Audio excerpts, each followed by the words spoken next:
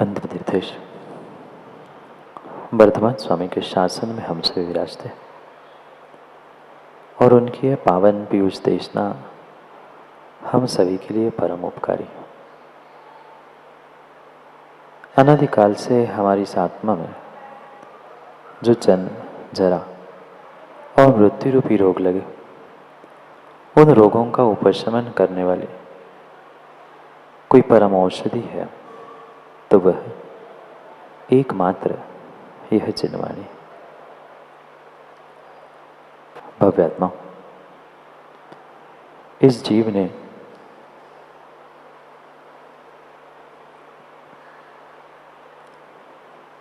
ने अनादि से चतुर्गतियों में अनेक अनेक दुखों को प्राप्त किया, जिसे शायद शब्दों में कहना संभव नहीं।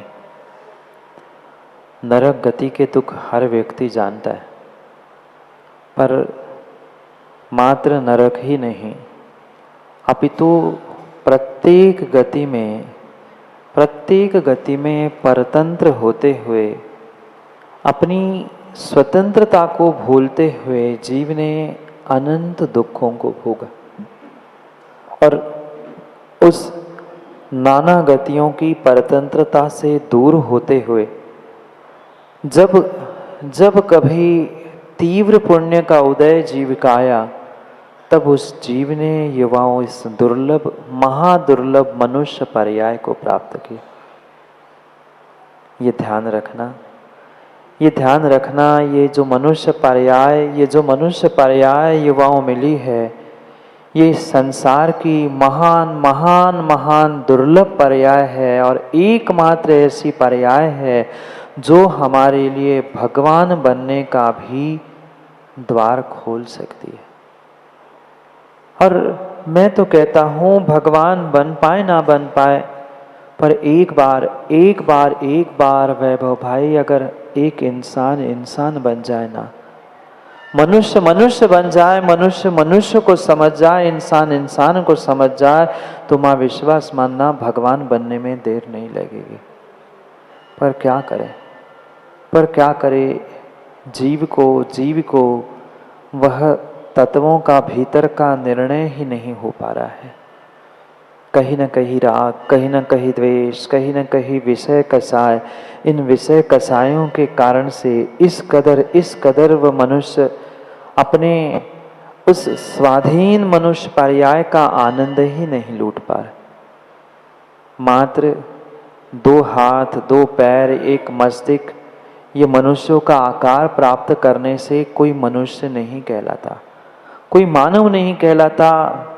उस मनुष्य पर्याय में, महादुर्लभ मनुष्य पर्याय में जो मिला हुआ जो जीवन है, उस जीवन की अगर हमें कीमत नहीं है, तो हमारा मनुष्य पर्याय में जन्म लेना, नर पर्याय को धारण करना कोई विशेष बात नहीं। क्योंकि पुनः समझना, एकमात्र ऐसी गति, ऐसी पर्याय, ऐसा स्थान है जिससे हम अपने आत्मा का कल्याण कर सकते हैं, जिसका नाम है मनुष्य गति। कभी आप लोगों ने भगवान को, वीतराग भगवान को त्रियंश के आकारों में देखा? कभी आप लोगों ने नारकी के आकार में भगवान को देखा? कभी देव के रूप में भगवान को देखा? जब भी भगवान बनते हैं, जब भी अरिहंत सिद्ध बनते हैं, नियम से मनुष्य पर्याय प्राप्त करने वाले जीव ही भगवान बन सकते हैं, अन्य कोई भगवान बन नहीं सकता। जब हमें भगवान का आकार मिला है, भगवान जिस पर्याय से भगवान बने हैं, वह मनुष्य पर्याय, महादुर्लभ मनुष्य पर्याय मिली है, फिर क्यों अनावश्यक रूप से हम राग द्वेष करते अपने आप को पुनः संसार में परतंत्र करने का प्रयास कर रहे हैं। बहुत हुआ, बहुत समय बीत गया है परतंत्रता में। माँ कुछ बरसों के लिए पिता के घर से पति के घर में आए, क्या जो स्वतंत्रता का अनुभव पहले था वो आज है? बोलो हाँ। क्या परतंत्रता में आनंद है? परतंत्रता में आनंद है? नहीं है। अगर परतंत्रता में आनंद होता तो भारत को स्वतंत्र करने का प्रयास शायद किसी ने किया नहीं होता। ये हर कोई जानता है कि परतंत्रता में दुख है, दुख है, दुख है, पर समस्या कल जैसे हमने समझा था कि मोह ऐसा ऐसा हमको आकृष्ट कर चुका है, आच्छादित कर चुका है कि उस मोह के कारण हम परतंत्र होना ही स्वीकार करते हैं और बुद्धिपूर्वक परतंत्र होना चाहते हैं। इस पर्याय में नहीं, कई पर्यायों में हम परतंत्र होते आए हैं और पुनः पुनः दुख भोगते आए हैं। ये दुर्लभ मनुष्य पर्याय मिली है जिससे हम राग, द्वेष, मोह इन सबसे दूर होते हुए स्वतंत्र होने की भावना संजो सकते हैं। और स्वतंत्र होने की भावना ही मुझे स्वतंत्र कर सकती है। कर्मों से, संसार से, चारों गतियों से स्वतंत्र होने के लिए एकमात्र ये नर पर्याय है, मनुष्य पर्याय है जो आप सबने प्राप्त की है। जानते हैं आपकी मनुष्य पर्याय है। जैन कुल, सच्चे देवशास्त्र गुरु, सब कुछ सहजता से मिला है, पर क्या करें, हमें उसकी कीमत नहीं है। ये सब कुछ मिलने के बावजूद भी कहीं न कहीं राग द्वेष में, कहीं न कहीं विषय कसायों में हम पुनः उलझते हुए अपना स्वयं का ही अहित कर रहे हैं। कोई दूसरा हमारा अहित करने वाला नहीं है। हमारे परिणाम, हमारे राग द्वेष के परिणाम ही हमें अनादि से परतंत्र करते हुए दुख बांध रहे हैं, दुखों में बांध रहे हैं। क्या करें? हमें सब समझ में आता है, सामने सब कुछ दिखता है, पर फिर भी हम समझने का प्रयास बुद्धिपूर्वक नहीं करना चाहते। किसने रोका? किसी ने हमें जीवन में श्रेष्ठ कार्य करने के लिए, धर्म कार्य करने के लिए किसी ने रोका? नहीं, किसी ने नहीं रोका, पर समझ कर भी हम ना समझ बनने का बुद्धिपूर्वक प्रयास करते हैं। यही बड़ी संसार की विडंबना है। यही बड़ी संसार की सबसे बड़ी विडंबना है। हम जानते हैं, मंदिर में पहुंचकर 12 भावनाओं का भी कई बार चिंतन करते हैं, पठन करते ना। भगवान को तुम आताओं सुनाया होगा, भगवान राजा राणा छत्रपति हाथी न के असवार मरना सबको। कितने ज्ञानी है देखो।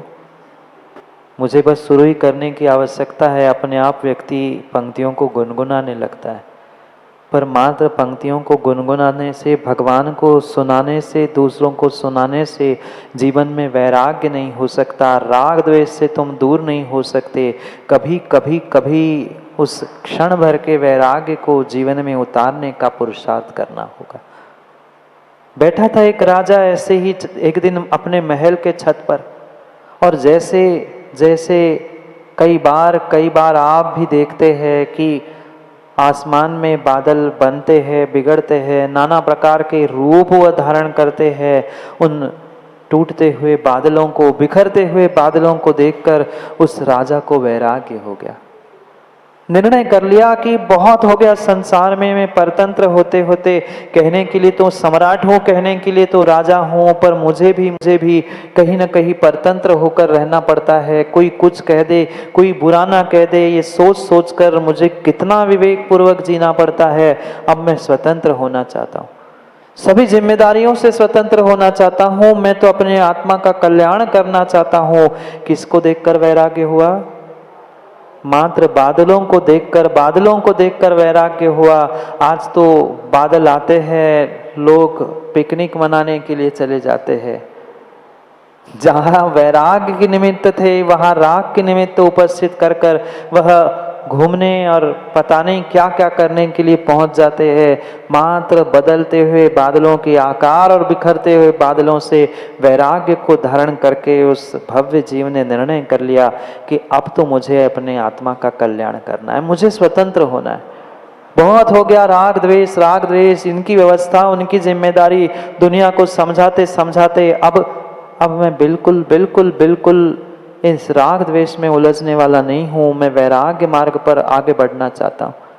और जैसे ही सभा बुलाकर उस राजा ने कह दिया कि मैं संसार से विरक्त हो चुका हूँ, राज्य छोड़कर दीक्षा लेने जा रहा हूँ, सभी सभापति कहते हैं, सभी सभासद कहते हैं, राजन कम से कम इस राज्य के लिए उत्तराधिकारी तो चुन के जाओ, किसी ना किसी को उत्तराधिकारी बना के जाओ, हमें अनाथ करके आप दीक्षा लोगे? ये संभव नहीं है, ये संभव नहीं है। आप उत्तराधिकारी चुन कर जाए, बता के जाए कि इस राज्य का कौन उत्तराधिकारी बनेगा, कौन अगला राजा होगा, ये बताकर उसको नियुक्त करके जाए। नियुक्त करने के लिए राजा को संतान होती तो वो राजकुमार को राज दे के चला जाता, पर क्या करे, अभी राजा को संतान ही नहीं हुई थी। सभी सभासदों का एक मुख से निर्णय सुनकर राजा ने कहा, ठीक है, कोई बात नहीं है, जैसे ही संतान उत्पन्न होगा मैं अपने वैराग्य मार्ग पर निकल जाऊंगा, तब तक मैं आपके राज्य का क्या कहा, क्योंकि वैराग्य हो गया था, वो कहता है आपके राज्य का तब तक मैं संचालन करूंगा जब तक संतान जन्म नहीं ले रही है। और कोई सभासद नहीं चाहता था, राज्य का कोई सदस्य नहीं चाहता था, कोई श्रावक भी नहीं चाहता था, और महल का कोई सदस्य नहीं चाहता था कि इतना अच्छा राजा जो किसी प्रकार से प्रजा को कष्ट नहीं होने देता था, वह वैराग्य मार्ग पर चला जाए और कोई दूसरा राजा आ जाए। इसलिए सबने मिलकर निर्णय कर लिया कि संतान जन्म भी ले, राजा को पता नहीं चलना चाहिए। और जो रानी को कुछ ही महीनों में गर्भ ठहर गया था, इस प्रकार से उस गर्भ को और रानी को सुरक्षित कर दिया गया कि राजा को 9 महीने तक पता ही नहीं चला कि रानी गर्भवती हो चुकी है। और इतना ही नहीं, ऐसी सुरक्षा और ऐसी व्यवस्था बनाई गई कि वहाँ जन्म होने के 2 महीने तक राजा को पता ही नहीं चला कि राजकुमार ने जन्म ले लिया है। अचानक महल के बाहर एक दिन वह जो प्रसूति के बाद के जो वस्त्र खून से रंगे हुए थे वो साफ करते हुए एक धोबी मिल गया, और किसी ने पता किया कि ये महल में ऐसे वस्त्र क्यों, इतने सारे वस्त्र और इतने सारे वस्त्रों की शुद्धि क्यों हो रही। बातों में राजा के कानों में खबर पहुंच गई कि महल में राजकुमार का जन्म हो चुका है। और जैसे ही खबर मिलती है वे राजकुमार को अपना तिलक करके हुए उत्तराधिकारी घोषित करते हुए वैराग्य मार्ग पर चल पड़े। जिस राजा का वह राग द्वेष से भरा हुआ वह जीवन राज्य को संभालने में लगा था, राज्य की व्यवस्थाओं में लगा था, क्षण में भाव बदलते समय नहीं लगता, अंशुल जीवन के किसी भी पल में वैराग्य उपज सकता है, किसी पल में वैराग्य हो सकता है। बादलों को देखकर वैराग्य हो गया और छोटे से किशोर बालक को तिलक करते हुए राजा संन्यास मार्ग पर, वैराग्य मार्ग पर निकल पड़ा। जो पटरानी राजकुमार को जन्म दे रही थी, जैसे ही उसे खबर होती है कि राजा तो दीक्षा लेकर जंगल की ओर चल गए, जो पटरानी तीव्र राग में उस राजा को राजा कहते हुए चिल्लाती थी, उस राजा के प्रति अपने पति के प्रति उस राग की तीव्रता के कारण राग की पुष्टि होना समाप्त हुआ, वही राग द्वेष में बदल गया। ये जीवन में ध्यान रखना, ये जीवन में ध्यान रखना रावका जी, जहाँ जहाँ तीव्र राग होता है वहीं पर तीव्र द्वेष उत्पन्न होता है। क्योंकि जैसे एक सिक्के के दो पहलू है, ऐसे ही जीवन के और संसारी जीवों के दो पहलू है, कभी राग तो कभी द्वेष। ऐसा हो ही नहीं सकता, ऐसा हो ही नहीं सकता। हमारा किसी से द्वेष नहीं। बहुत सारे लोग कहते हैं हमारा किसी से द्वेष है ही नहीं है, हमारा तो कोई शत्रु है ही नहीं है। शत्रु नहीं है तो मित्र तो है, शत्रु नहीं है तो गिरीश भाई मित्र तो है, और मित्र है तो पक्का है कि जहां मित्र है, जहां मित्रता है, वहां कहीं ना कहीं शत्रु और शत्रुता है ही। परम सत्य माँ, ये झूठी झूठी झूठी वैराग्य की बातें अपने पास ही रख लेना। हमारा किसी से द्वेष नहीं है, हम तो सबसे एक जैसे ही रहते हैं। पर हाँ, थोड़ा सा वो बेटा है, घर वाले हैं, तो थोड़ा सा तो राग रहेगा ही। जहाँ राग है वहाँ पक्का मानना द्वेष है ही। बिना द्वेष के राग होता ही नहीं है, बिना द्वेष के राग नहीं होता है। राग और द्वेष दोनों एक साथ रेल की पटरी के समान चलते हैं। रेल की पटरी देखी? जैसे रेल की पटरी बराबर पैरेलल चलती है, समांतर चलती है, बिल्कुल राग द्वेष ऐसे ही समांतर चलते जा रहे हैं। अनादि से चल रहे हैं। व्यक्ति को द्वेष फिर भी दिखाई देता है, क्योंकि वह बहुत जल्दी उजागर होता है। पर द्वेष दिख रहा है, इसका मतलब ये पक्का है कि राग है, और राग समझ में आ रहा है तो कहीं ना कहीं कुछ अंशों में द्वेष भी अवश्य है। जो पटरानी थी, जो पतिदेव राजा महाराजा करके पुकारती थी, स्वामी करके पुकारती थी, उसी पटरानी के, उसी रानी के ऐसे भाव बदले कि रानी ने घोषणा कर दी, जब तक पुत्र राज्य संभालने के लिए योग्य नहीं होता है, तब तक मैं रानी ही इस राज्य कारभार को संभालूंगी। और मेरी आज्ञा है कि मेरे इस नगर में किसी प्रकार से कोई निर्ग्रंथ मुनिराज प्रवेश नहीं करेंगे। जो प्रतिदिन पूजन पाठ करने में प्रवृत्त होती थी, जो जब निर्ग्रंथ मुनि आ जाए उनको दान देने के लिए प्रयास करत रहती थी, वो रानी अपने पति के वैराग्य मार्ग पर जाने के कारण से कैसे मिनटों में राग द्वेष में बदल गया। निर्णय कर लिया, घोषणा कर दी कि किसी प्रकार से कोई निर्ग्रंथ मुनिराज मेरे नगर में आएंगे ही नहीं, क्योंकि जैसे ही जन्म हुआ था, राजकुमार था, वह आज भी यही व्यवस्था है। तुरंत कुंडली बनाई जाती है। उसने भी पुरोहित को दिखाकर कुंडली बताई थी, और उस पुरोहित ने रानी से कहा था, अगर इस राजकुमार ने किसी मुनिराज के दर्शन कर लिए, उसी दिन उसको भी वैराग्य हो जाएगा और ये भी तुम्हें छोड़कर चला जाएगा। तुम्हारे पतिदेव तो मुनिराज बनकर चले गए, और धोखे से कोई मुनिराज परन की इसकी दृष्टि पड़ गई, दर्शन हो गए, तो वो भी बेटा तुम्हारे हाथ से चला जाएगा।